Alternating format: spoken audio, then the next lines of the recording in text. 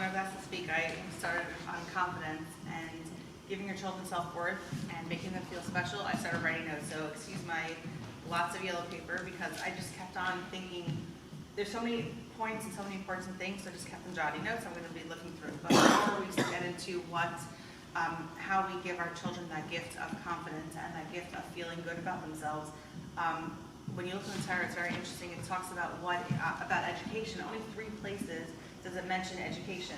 Only 3 places does it say that the elders should educate the children. I mean, in general, we all know the reason why we're here is because we have education, because our chachamim, our rabbanim passed on the Torah to us, and we keep on passing it, and we have education. That's why we're here. But if you actually look in this Torah, there's only 3 places where it mentions about education. The first place where it says about don't eat blood with your food. Blood is forbidden. It says the elders should educate the children not to eat blood. The second place talks about eating insects, that it's forbidden to eat insects. That's the second. And the third place, when it talks about how kaihanim have to purify themselves if they were tameh or they were touched with something that's tameh. And that's the third place where it talks about educating your children. So the obvious question is why these 3 specific places as we talk about education. There's so many other interesting places or things that we might want to educate our children with. And the Rebbe explained because these 3 places of education are actually 3 things that no one's going to listen to. When you talk about eating blood, the first place where it talks about eating, when it talks about the halacha of not to eat blood, it actually was a common practice during times of Talmud. People would eat blood. And people would mix it with their burgers and mix it with their things, and they ate it. So no one's going to listen to you when you told them don't eat blood because everyone does it. Like that's something we do and it's normal. When it talks about the second place about eating insects, no one's doing that. It actually is gross. And throughout generations, people do not enjoy eating insects because it is disgusting. So that's the second place. And the third place about ritual impurity, about purifying kaihanim, it's so complicated that no one's really listening to what you're saying. So the Rebbe explains that education is exactly that. The reason why these 3 places were chosen and it mentions about we should educate is because education is not about teaching someone that they will listen. Education is not teaching them, oh, I'm such a charismatic speaker, so they're going to get it. Or my students look so involved and so ready to internalize what I'm saying, so let me teach. Education is saying something even if no one's going to listen. Education is telling the truth, and there's nothing more true than the Torah. So, that's how we're existing today. If you have a mindset that I'm going to educate according to Torah, I'm going to educate the truth, not my own opinion, not what they want to hear, not because I'm in a good mood, not because someone else is in a good mood, but I'm just going to say the truth. That's where it's going to be accepted, and that's why the Torah mentions it in these random, you could say 3 places, because these places again. It's the truth. Whatever it is, it is. You're going to educate them not to eat blood, even though everyone is, because that's the right thing. You're going to say not to eat insects, even though no one's doing it, because that's the right thing. So that education, that's the first. That's where education comes from. So the topic, the years that I'm going to be speaking about is like the preteen, the teen. These years are so fragile because these years you can say are the sweet spot. Before your children are teenagers and they're developing, and scientifically different parts of the brain are developing, and it's not like it's not specifically to them. Teenagers are developing, and there are different parts. I'm not familiar with the anatomy of the brain, but different parts are really not developed, and that's why they're more risk takers. They're not thinking things straight, just impulsive. I want to do this, and as an adult, we have a bigger picture, and we have a responsibility to guide that and to mold that. So the years that I'm talking about is actually a sweet spot because they're still ready to listen and still ready to hear what you have to say. The biggest gift that you can give your children is confidence and self-worth and feel valued. That's the biggest thing you can do because they're in life socially, everyone's judging them and everyone's looking at them. They're judged by how they look, what they say, with their friends, with their marks. But if you can give them that that calmness, that peacefulness at home, that I love you for no matter what, for who you are. I love you not because of your accomplishments, not because of what you did, but just because you are a person, just because of who you are, just because of your neshama. That is the biggest gift. So how do children see themselves? How do children view, or how do they rate themselves? You can say, really, on your opinion.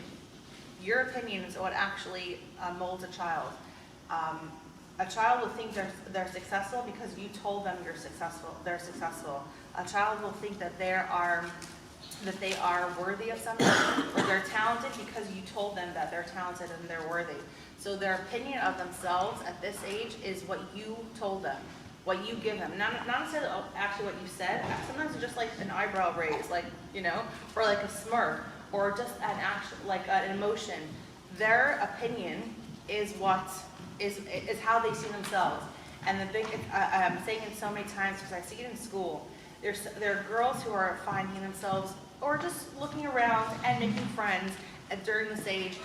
If they have that inner confidence, not a confidence to walk into a classroom and start talking. We're not talking about that confidence and that, you know, that show confidence. But if they feel valued and worthy, they'll do well. And how do they have that? Because you gave it to them.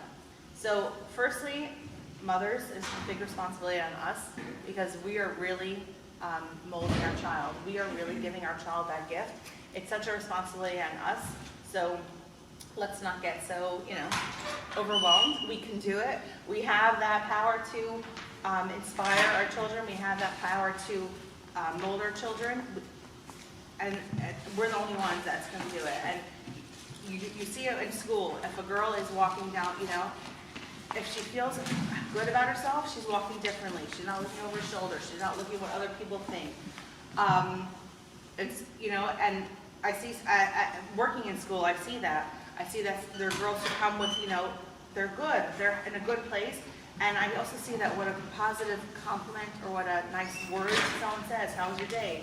Did you go to sleep late last night? So that interaction with your children will make such a difference. So let's talk about a few things, and I have like a few, before, you know, I have a few different points that we're going to bring all together. The first thing I want to actually is to involve all of you is if I had to ask you, okay, how would you successfully or raise your children? Starting with the word be. I will be something. What would you say? Okay, so if you don't mind, we'll go around. I'll start. I will be positive. I have to think a little bit. Okay, so we can pass and want to go around? I will be kind. Okay, good. I will be happy. Happy, good. Good. I will be patient. Patient? Okay, I was going to say something similar to that. I'll be calm. good. A listener. Good. I will say patient. Okay, that's it. They're all right. They're all good. Loving. Good. I think everyone said that I did well too. Good stuff. They're all good stuff. Mm-hmm. Accepting. Right. Present. Present. Good. Open. Good. Non-judgmental. Non-judgmental. Would you say something? What's to do with your kids, if they be enabling, You'd be enabling? right? Okay. They don't have to do what they're supposed to be doing. Okay. So we all said the right things. Now the question is, how do we actually do all these things that we just said? A lot of it is actually to work on ourselves, right? It means that we have to be honest with ourselves and say, this is what I'm good at. This is what I'm actually, you know, I am a positive person, right? I am an honest person. I am a calm person. What you have to find is what works for you and what action works for you and actually implement it. I'm a present person. I am a complimentary person. I am a person that is a good listener. All these things you have to think what you have a responsibility. So stop and think, what am I actually going to be doing? What am I good at, and what can I actually give to my children? At the same time, everyone has to grow. Let's not just expect our children to grow. What am I not good at? I'm not a patient person, but I will work on, I'm going to be a patient person. I'm not a calm person. When things go out of hand, I am like, I'm wired. I'm going to work on being a calm person.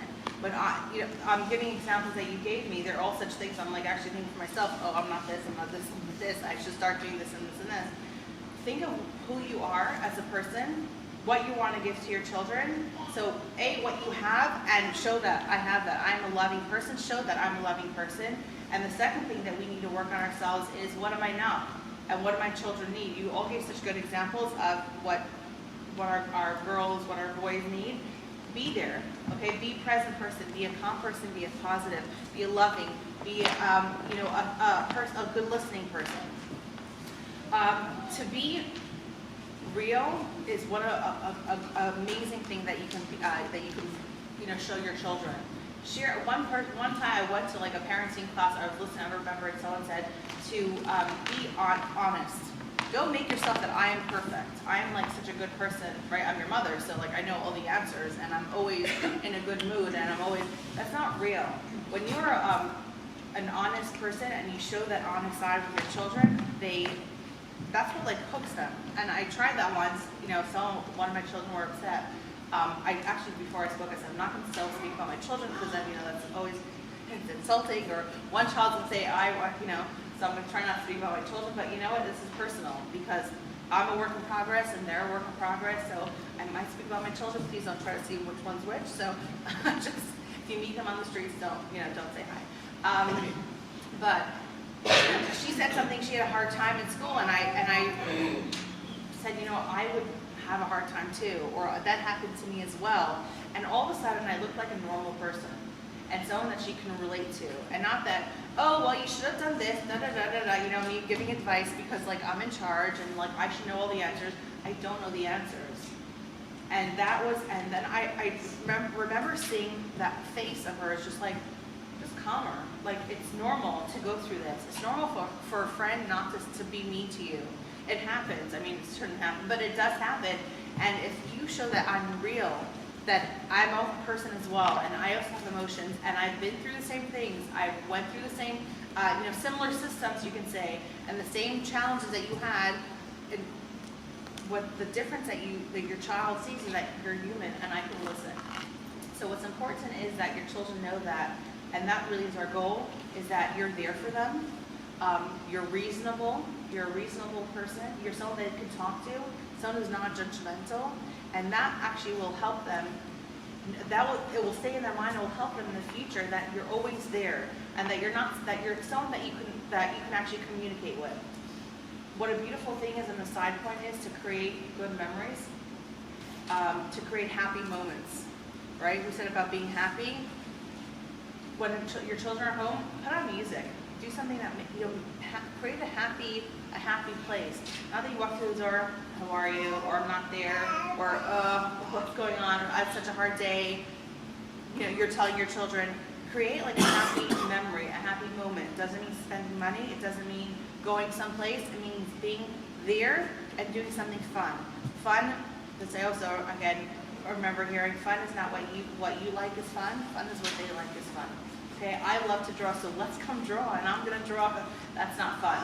You like to play ball, and I hate playing ball, but I'm gonna play ball with you, and you're gonna see how amazing you are because I'm really not good. So creating a fun memory with your children is so special and so powerful. A lot of times we are, as a parent, a manager, and that's how a lot of us see ourselves. We want our children to be safe, so we set rules. We set, this is what it is. These are our rules. This is how, my family, this is how I want my family to look. This is what my dream was. My family should follow things, and we're the manager. Any of you work for managers? You are the manager? At one point, I'm saying. What is a manager? What's a bad manager? Someone who's like looking at what you're doing, criticizing, not letting you breathe, giving advice constantly, not letting you grow. That's a bad manager. Micromanager. A micromanager. But a manager goes, I want everything to be well, so you work for me, so I need to do the A, B, and C. What we want to be is, you can say, an assistant manager. Take a step back. Assistant manager is there for support. You do the work, and I'm just going to applaud you and watch as you do it. I'll give you advice, but as you do it.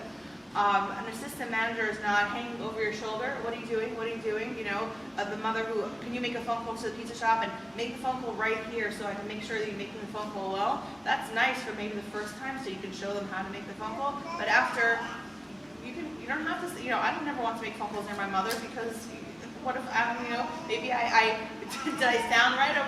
So I would go to the other room and make phone calls, and then if I ordered the wrong thing, it was okay, but wasn't make a phone call right here so I can hear and I can manage you.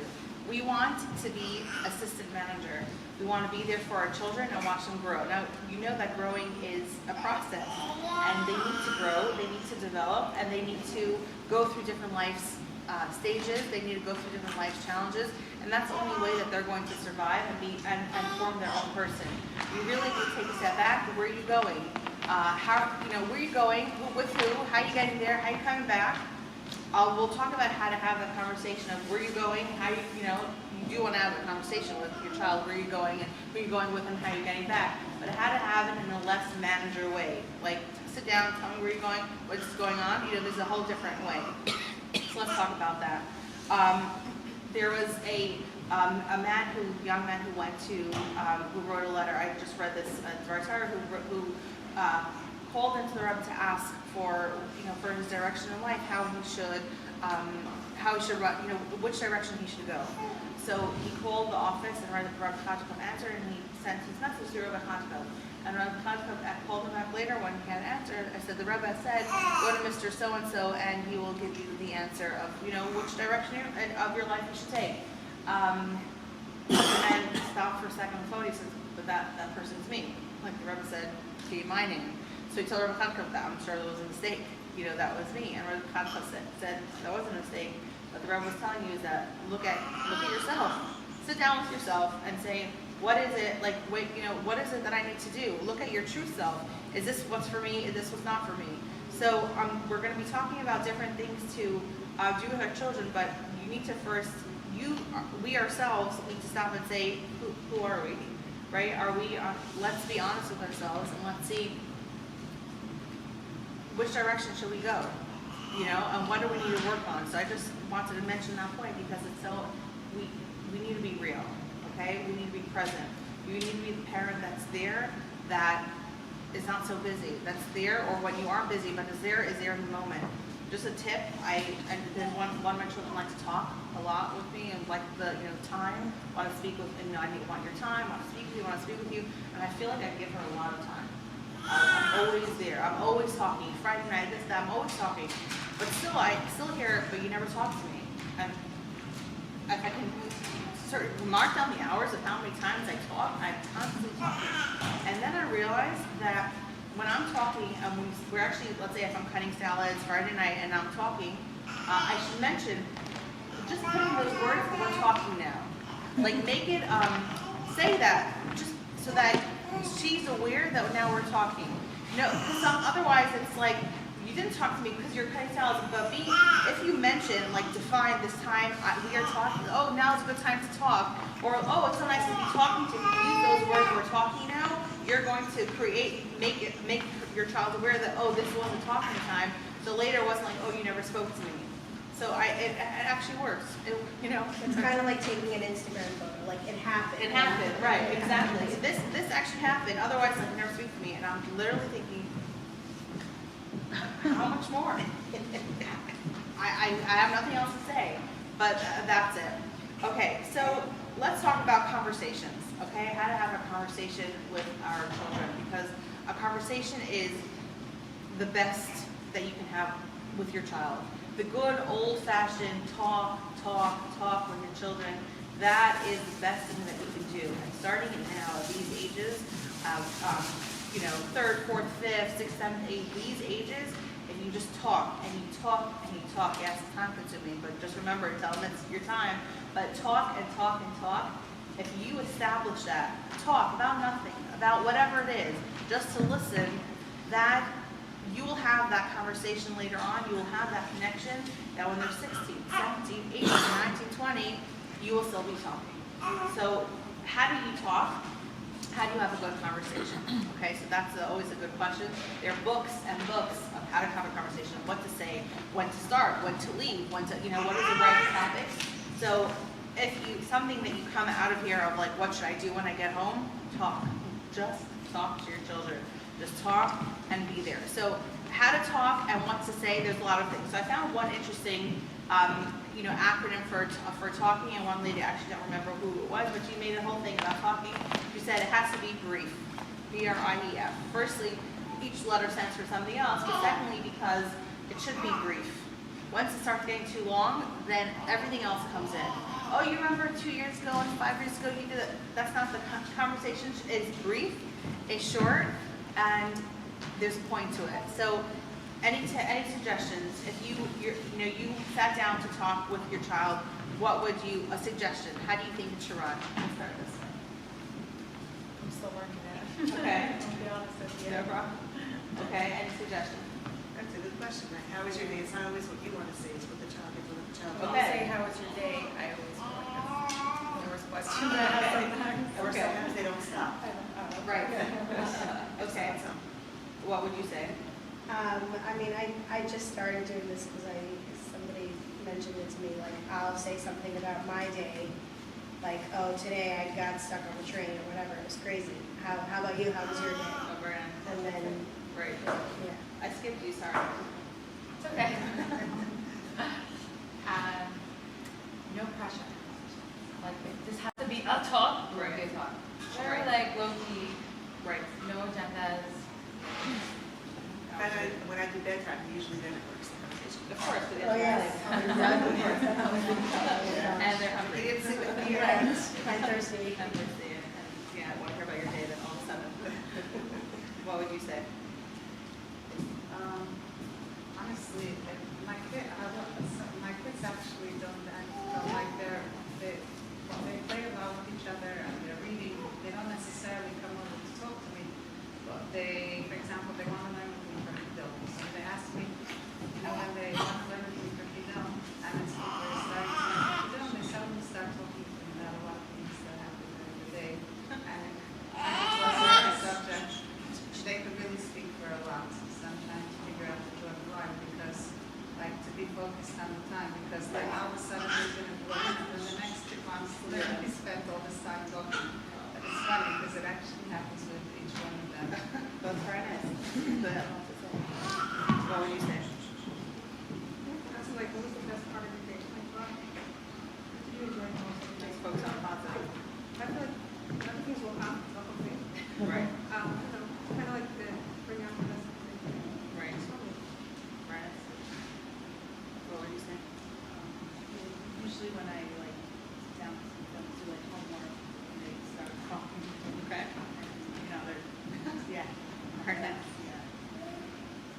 So I do usually what she does, like by the time I'm always like really part of the day. Then they talk then. Yeah. When my kids were younger, by supper time, we still do it, but it worked better when they were younger. We did what's your happy thing that happened today, which was we go around the sad thing and funny thing that happened. I try sometimes to slip in what your thankful thing that happened today. So we've been doing that for many, many Very years. nice. Very nice. Some people already said what I would Okay. say, but most significant, what's most significant, and what was something that you want us to discuss and work on? Right. If sometimes a friend, and sometimes we had an argument, so how do we deal with this? Right. And then I had like particular child, she came for a few days, Mommy, my friend bothered me and I bothered her, what do I do? So somehow they know how to themselves. But they have to take turns, like not all at the same time. Yeah. I think by supper time or by sleeping, it's already harder because we have babies, so Right. it's harder. It's easier when they just came from school and they're still one-on-one. Very nice. I like to prepare first the environment, like to be a woman, maybe for a walk or for Very nice. bedtime. And when I speak, I like to speak not so much, but to listen more. And like to speak in terms of guiding and helping to have like a sweet, something for her to grow and learn. Like a sweet point for her to have, And I usually say like, so what happened in school? And then at dinner. Not at dinner. Some kids find interest just on the it's It goes to Right. girls and boys. some are just don't learn. Right. I try to get eye contact, and I find that when I ask her direct questions, she tells me, can you not ask me that? Like whenever I say, how was your day? Don't ask me that. So I actually give her lots of space, and she comes to me on her own. or I ask her about specific things that she was previously spoke about that I can kind of get right after. Wow. So firstly, it's very nice that all of you have conversations with your children. Yes, I got with all of them. That's Well, you're right. So let's talk about in general how. teenage boys, yes. Yeah, so yes, we'll talk no, about. yes. Or 8-year-old boys. Yes. Good, bad, Yeah. bad. So we'll talk Girls about don't this. stop. Exactly. But that's very impressive that all of you, I mean, Well, because this is for my circle of mothers. I understand, but we also have boys watch, most of us. yeah. So we'll talk about in general what works and what's proven to work, but every child is different, and every child reacts different. But if you're there, and you're there again, like non-judgmental, positive, and real, then they'll come. So whether it's not at 8 years old, or maybe later, or at one, kids go through their stages because they're growing, but you have to be that solid person that's not going through their stages, and that's there. So what does brief stand for? So firstly, it's brief. So, and it shouldn't be the moment they walk through the door, and like you said, no agenda, right? That I'm going to ask you, like I know I got a phone call from the office today that that she failed her test, or that this is, how are you? You failed your test. What's going on? You know, like not that whole. Your first thing should be more neutral. What's interesting said about eye contact is that actually most successful conversations are not with eye contact. If you're driving the car and your child's behind you, a lot of times, if they're older, we're talking about, let's say, the older, like the higher, 6th, 7th, and 8th grade, if they're not looking at you, sometimes it's better because they don't feel like I'm looking at you. And I'm like, what's going, I'm here, I'm hearing into your soul, and I'm going to, what's happening. Also, an interesting study is that they gave a bunch of adults pictures of expressions. And they asked adults to name the expression, and adults were happy, angry, sad, confused, and they gave the same pictures to children this age, and all of it was angry, very confused, and because children do not, and they realize read expressions well. So if you just sit there and you and they say, how's your day, and you're looking at them like, why are you so upset? I'm not upset. Yeah, but you look upset, your eyebrows raised. You have to sort of practice your expression of very neutral, very or a smile. I smiled at someone before when I was working in school, and she said, why are you smiling? Like she thought it was a bad situation because I saw her in the hallway, she had sent out, why are you smiling? And I was like, well, was I supposed to smile? Just keep in mind that expressions that your expressions read differently than you intended, and sometimes they'll ask why are you upset, because you might look upset and really you're not upset, but so you have to please clarify that, or keep that certain steady face that you always have. But if people say, why are you laughing at me? I'm not laughing at you, I'm just happy or whatever. I'm happy for you that you didn't do well. So I'm gonna look through. You mentioned that you work in school, what grade are you doing? So I'm working with 6th and 8th now. So you finished your engineering. What? I was waiting for you to be my daughter's teacher, Oh. because you're my other daughter's teacher. Yeah. One day. One day. She's So- going in 8th grade. Yeah. With my daughter. Did you say already what brief stands for? So I'm gonna go through right now. Oh, okay. So Just asking for Yeah, input. space. yeah, and it's very interesting because Yeah. hearing everyone Master sing it. teacher getting a Yeah, hearing everyone sing it, I'm impressed. We're like a good group of listeners. So B is to begin gently. Don't right away go to your points. This is what I want to say. And someone mentioned no agenda. Begin gently. Talk about something else, right? Talk about yourself, like someone said, or sometimes children don't like you to speak about themselves. But talk about something else. Talk about something neutral. Begin gently. Don't get straight to the points, because then it's obvious. Oh, that's what you came up here to talk to me about, right? Or that's what you're asking me this. I failed my test, so that's what you're asking me. So begin gently and usually on a different topic. The R is relate, and that's what I touched upon before, is that when you show that you're human, and that, oh, it happened, you said you're upset, that's upsetting, or I would have been upset too. Just to relate, to show that you're there for them, that I understand you. Don't say I understand you. Don't say I understand you. Don't say, I feel bad or I feel bad for you. Don't, relate. Basically you're mimicking what they said, and you're saying, yeah, you're agreeing with them. Throw in something about yourself that shows that you're human. Okay, throw in something that shows that, I am a person too, and I would have done the same thing. You're agreeing with them. Okay? Sorry, What? what if it's something you can't agree upon? My it's just crazy, whatever. So you agree with the feelings that you're frustrated. Like, oh, you really don't like her. Yeah, or something must out, you're frustrated, or you feel like you're not heard in the classroom, right? There's usually, if someone doesn't like someone, there's usually something that's causing it under there. Whether maybe she raised her hand for half an hour and she didn't answer, so, oh, I don't like her. So maybe, oh, you weren't heard, you wanted to say something. So there's something under there, you know, when usually a child outbursts, I hate this, I don't like this, there's always something under that caused that. You know, no one misbehaves because they want to misbehave. There's always an underlying, I misbehave because I want attention, I don't have friends. I had a hard morning, I'm starving. There's always something there. So the first thing, just a side point, that if someone does misbehave is, don't look at that, at the action. Stop for a second and think deeper as an adult. What is that? What caused that? That's a separate topic. As a parent, as an educator, there's always something, an underlying cause under that misbehavior. People do want to be good. People want attention for being good, and people want to do the right thing. That's just human nature. If it didn't happen, something else caused it. Not always can you help it. Not always that underlying cause right? But we still have to guide them to have the right. Reaction. I is for interview. Ask questions. Okay, so show that you're interested. Ask questions about what happened. Again, non-judgmental, just factual. When you're speaking to children, the best is to speak in a factual way, without my own opinions and without my own. When I was young, you know, right? That's the worst thing, you know. When I was young, my father did this to me. When I was young, we didn't have any allowance, you know. Interview is asking questions in a very, so how did that make you feel? Or, so what did you do after that? Oh, you didn't do well on your test? Is there anything that your teacher, maybe your teacher will give you, you know, is your teacher offering an option to make up? Or were other kids in the class, did other kids in the class, you know, or were they happy? Was there a buzz going around? So interview your child, ask them more questions, not just I hear, then like, okay. So like, hello, did you hear it? Did you understand me? Like, ask more questions. E is echo, okay? Echo what you heard. And that's, in general, in a conversation with adults, with anyone, that's the best way to show that I'm there for you. I heard what you said, and I echo, I'm repeating it. It shows that I listened to you, and it shows that I actually got what you're saying. I remember learning that your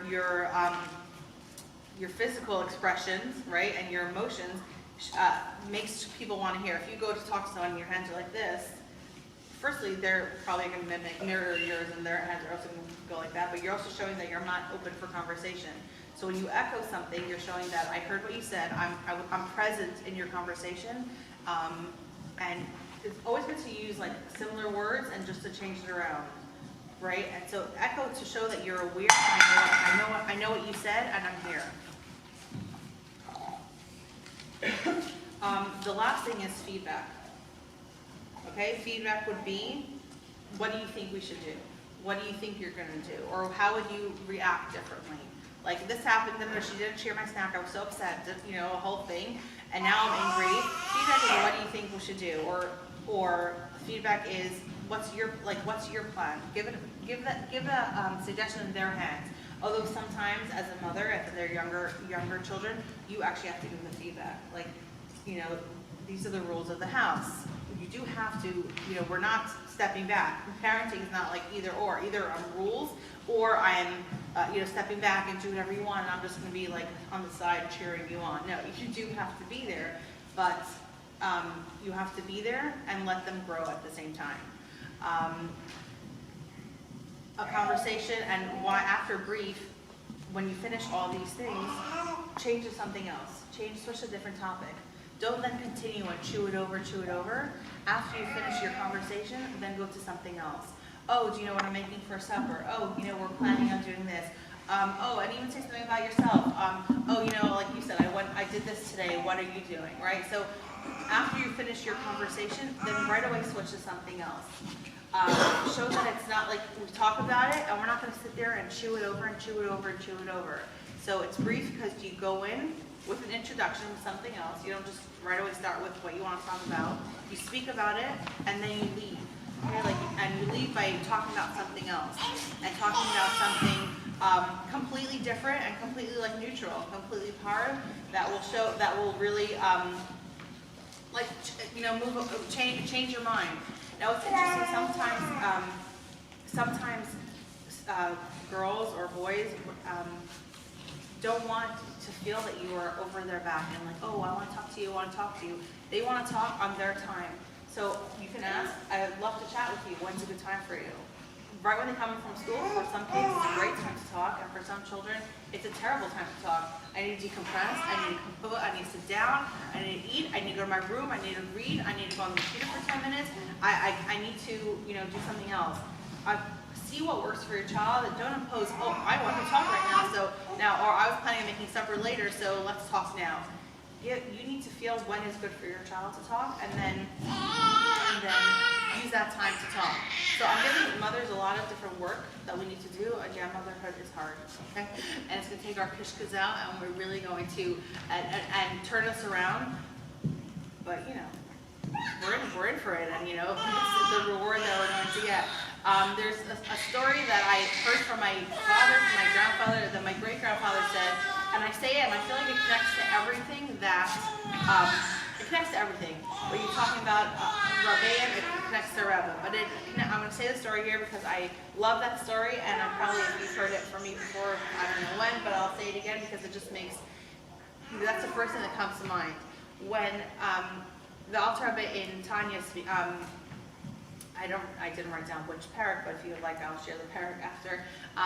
Writes a letter to the Hasidim that please don't come to me anymore for if you have any questions on Gashmias and Parnasa. I'm not, I'm a Rebbe. Come to me for questions on how to advance your service of Hashem, and not for questions on Parnasa and marriage and Shidduch and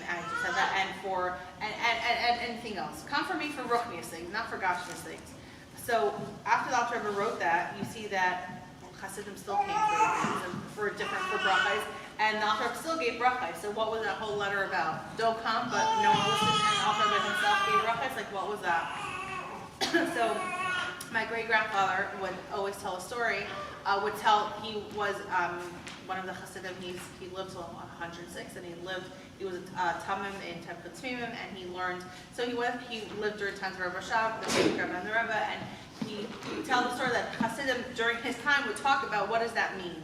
So what was the mashal that they gave? That there was in the olden days in Russia, so people would go to once a year or twice a year to this huge fair and do business and collect their goods for, you'd say, for 6 to 7 months. Go home, live off of that, and go back, travel back and forth. So when someone would go to the fair, to the marketplace, they pack up for months, and then come home once a year, or for a few months a year, and then that's how they survive. So this one man, one chassid, he packed up, he hired a wagon driver, packed up his things, and went to the big city to do business. He comes to the big city, and he knocks on the door on this wealthy man's house that he would always buy goods from, and the wealthy man says, "Hi, how are you? Long time no see, right? Once a year. I actually have a really good business deal for you. I have tons of merchandise that came in.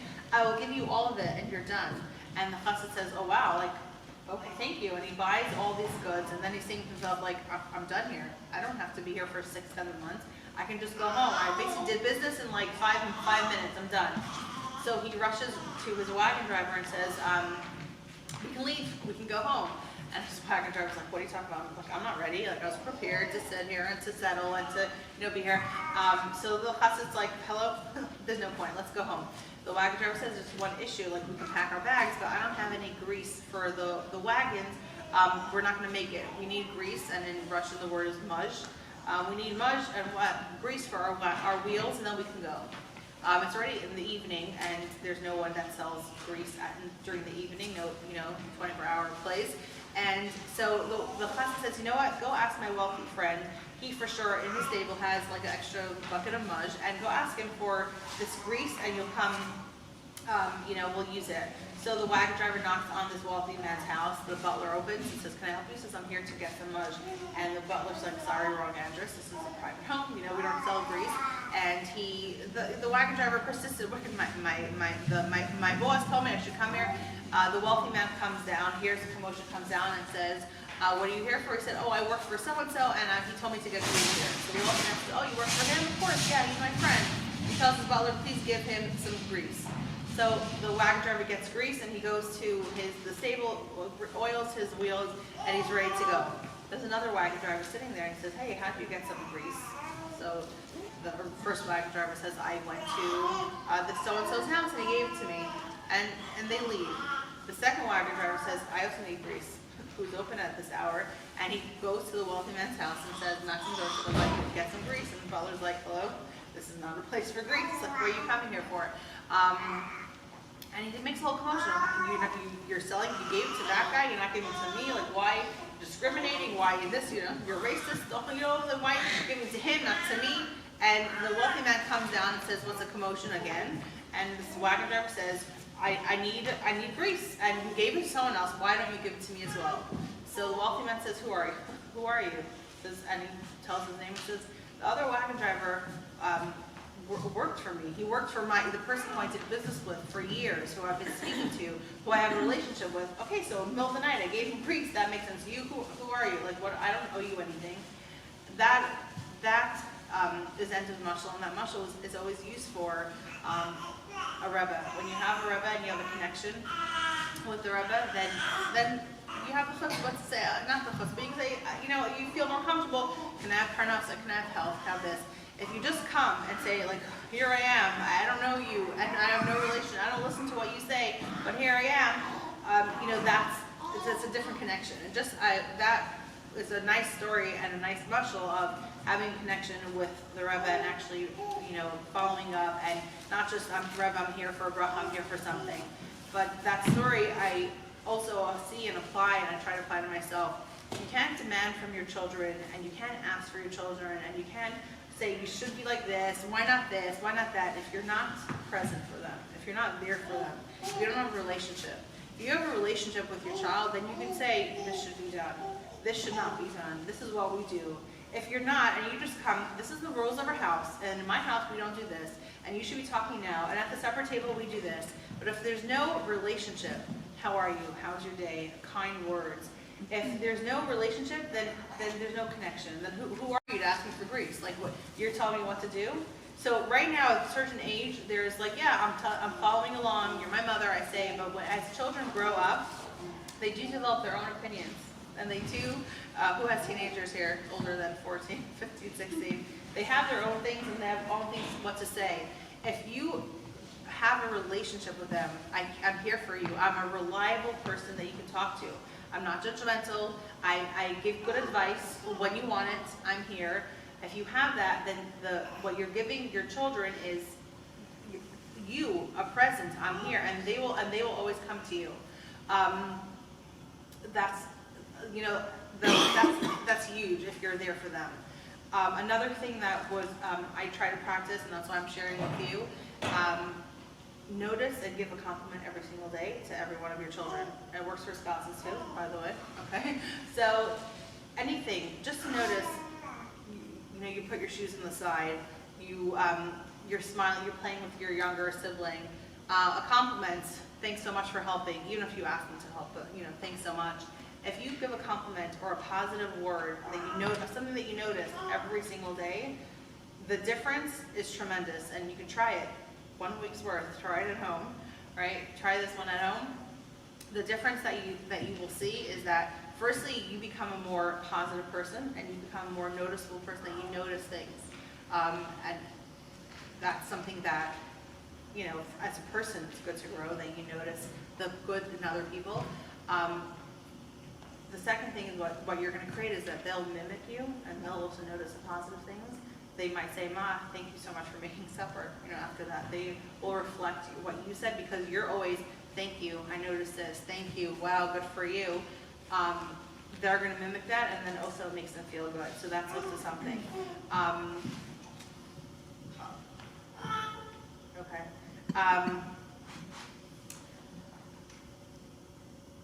I heard a beautiful thing that education is like planting.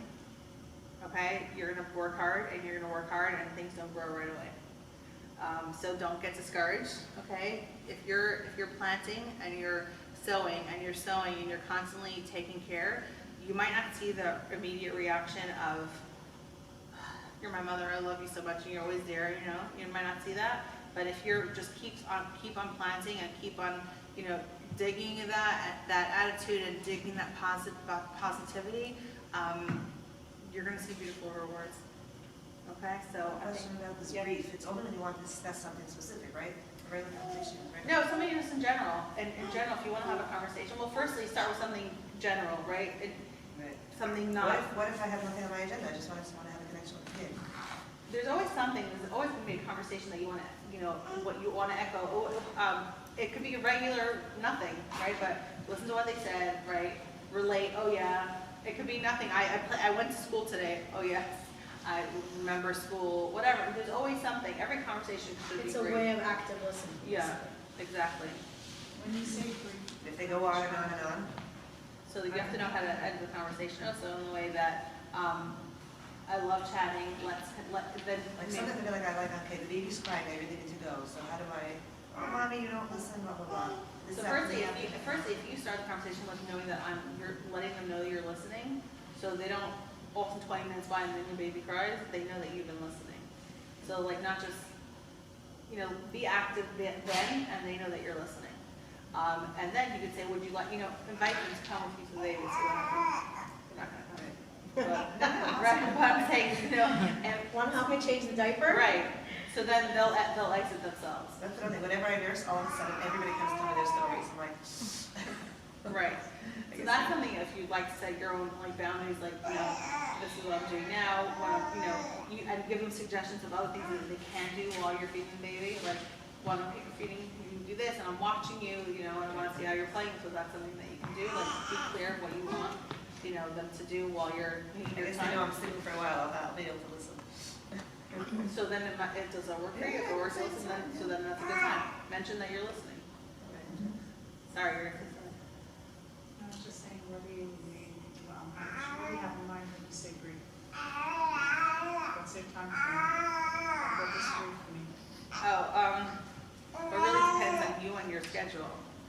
Like if you have 6 children that you want to listen to, all brief, the brief is shorter.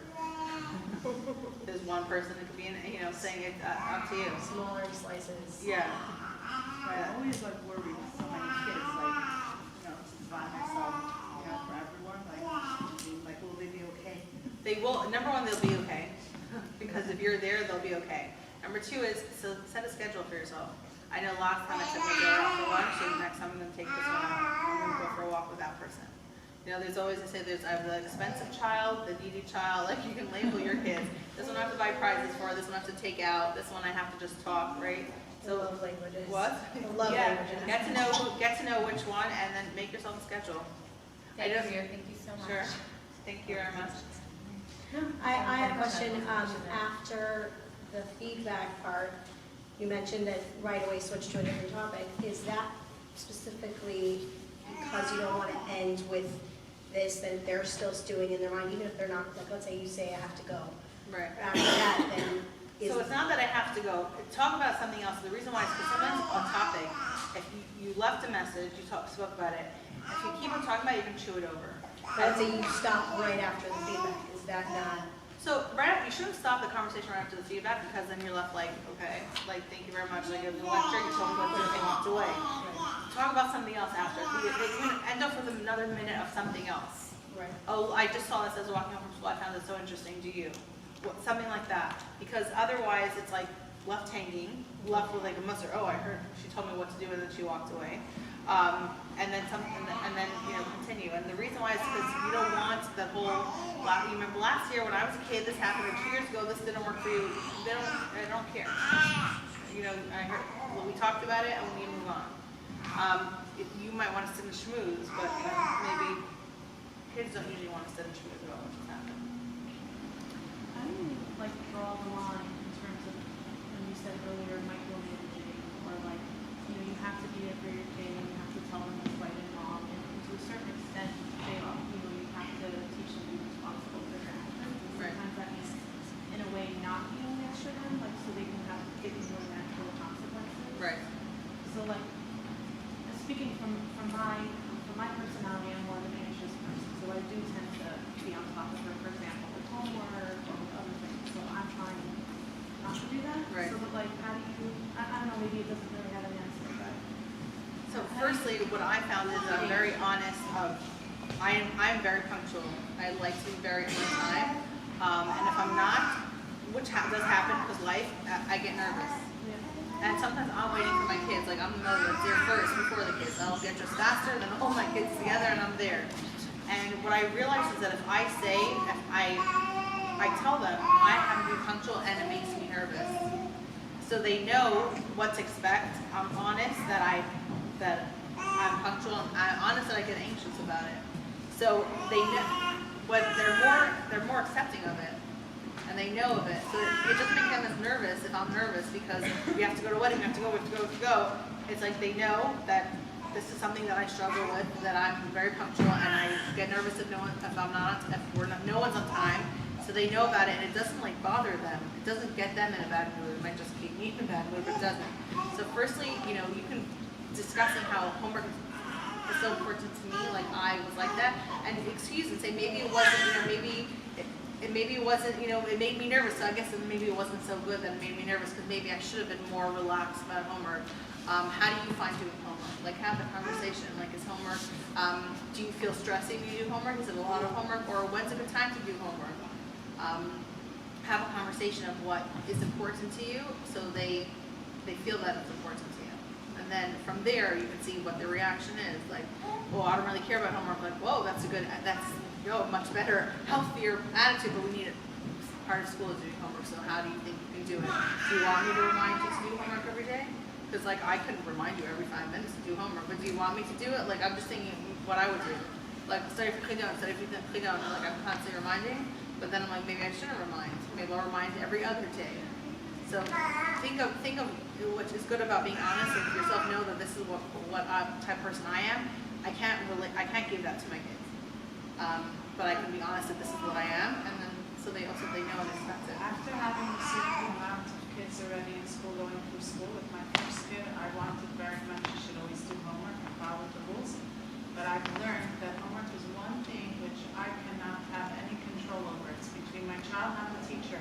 And I keep sending a ton of emails to teachers and schools for my kids in a positive way. When my kids do homework, thanking you teachers. I feel very grateful to the teachers for motivating my kids. I feel if the teachers are not motivating my kids will not do homework. And either the school needs to live with that or switch to a different teacher.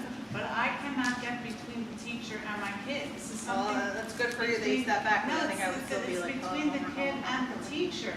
I could just control in my house to figure. It's enough for to parent my kids and figure out ways to motivate her to be.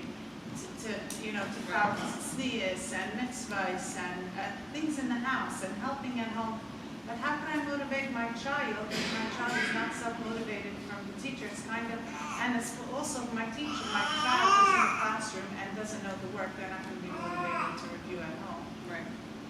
It's the same child, one child who didn't do any homework a whole year, all of a sudden is doing homework every single day the next year. It's Right. not, it's So it's not, good, it's the but same it's good for you kid, that it's you just step a back, because I different would still, teacher. good for you It's that you really, step back. it's something which I'm really dependent on the teachers for. It's not something which is in my control. That's not the homework. Right. Otherwise it's a battle. It's a battle.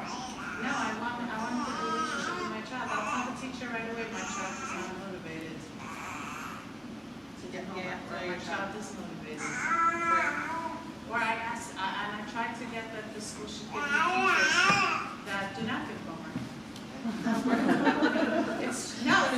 trying to switch my daughter and I'm trying to switch my daughter's class to a teacher who doesn't give homework. There's teachers in every single grade that give homework and don't give homework. Yeah, but we have to I'm give our learning the kids system. We have to give I'm our, more kids. right, but we have to give our kids the tools, even if they do have homework, what should they do? I have 5 kids with that homework today. Yeah. Yeah, and the teachers who don't give homework are the teachers who teach really well in their class, and that's why they don't give homework. It's a whole different one to have like a talk about homework. I have another question. You mentioned in the beginning about confidence and how you were able to, you can tell like, when a girl walks in, has that sort of look like they're okay. I'm wondering, is there a way to tell, like let's say she's very good at showing that she's confident, she has friends, she's loud, she's smart, she has that whole look, but then when at home, you're not so sure if it's real. Like, is there a way to know whether she's okay in terms of the confidence, or like, is it more just based on how she walks in school type of thing? Like, how can you tell? So firstly, it's not just a show, just like, I'm friends, I'm loud. Internally, you can see a person's mental health by themselves, how they react, how they respond to situations, or how they are in school without, themselves, how they respond to teachers, how they have to communicate. I remember, this is like embarrassing, I was in high school and I always had good friends, and I was always, and I went to my friends and I went to them, I'm like, am I insecure? And they look at me like, they're good friends, and laugh. They're like, if you ask that question, then probably you're insecure. So obviously. But for me, it was like, oh yeah, like, okay, that makes sense, but you're right. But what it made for me feel is that, like, am I happy with who I am and myself? And that's, for me, that I worked on confidence in that sense. But you can definitely, if someone, no matter how fluffy and how loud and how acting they are, a person, you can definitely tell in a person if they are happy with themselves and if they have a strong foundation of themselves. You see that individually, you see it in their own work, and you'll see how they relate to other people. What? And if not, then if the person's mature, they have to work on themselves. And if they're not, if they can, it's something that you as an outside person has to help them. And by doing that is by pointing out things that they do well, right? Not something that they made a huge party, oh, you're amazing at making parties, but more of a character of, like, points out a good character trait that they have. And that, because character at the end of the day is what makes you confident, not just like what you perform and what you do. So yeah, there are people who have a lot of friends and who are very loud and who do, walk the walk and talk and do all those things, but you can tell if a person's happy or a person's not happy. Am I doing it just because people are looking at me? Am I walking around with people looking over my shoulder who's looking at me? So that makes a difference. And if someone's doing that, you know that they need more attention. I remember taking a course here. I don't remember who the speaker was, but went through a bunch of trials. As a teacher, I took a course in different needs a child can have. One of them is attention. So every need that a child needs, we learn how to give it to them, right? How to accommodate them and how to be accessible to them. One of the needs of a child is attention, but for some reason, whenever there's attention, oh, you want attention? I'm not giving it to you. But every other need you will give. They're learning disabled, physically disabled, something. Everything, yes, will bend over backwards, but you need attention, I'm not giving you that. And that's what they need. Our job is to give attention in a way that, a healthy attention. Not an attention that will, if someone's acting out, maybe they need a job to do something, they need help someone else. Talking from like a school's perspective.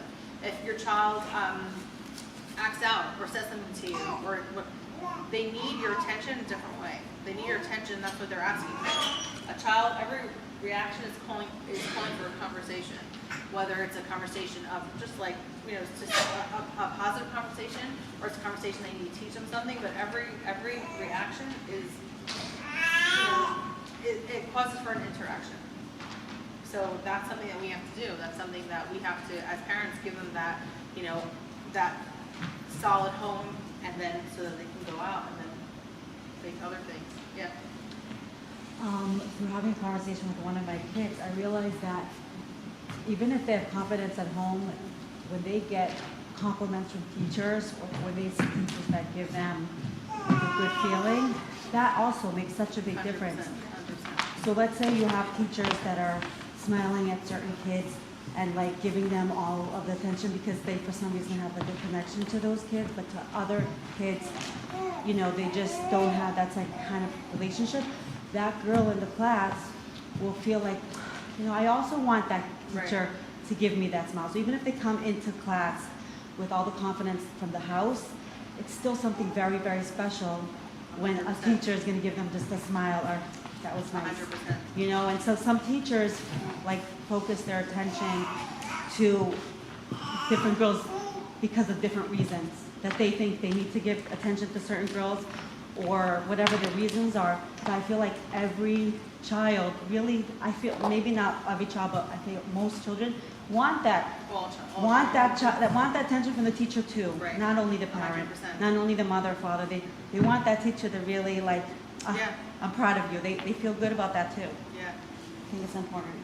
yeah, definitely, I think, No matter what age they are in the 100%. system. Adults You too. could be in graduate school. and Adults You too. want your professor to be like, that was a Yeah. good thing you said, you know. adults too, everyone wants to be complimented, and compliments are free. I always tell my kids, they're free, so you're never gonna regret saying something nice to someone else. Even if you don't mean it, just say it. Make them feel good. Thank you very much. Thank you. Thank you. Thank you. Lots of success in this age, because they're just getting bigger and older, and just let's set a good foundation and a good basis that we're there for them, and so that we'll always be there for them. We'll always want us to be there for them. Thank you. Have a good day. Thank you.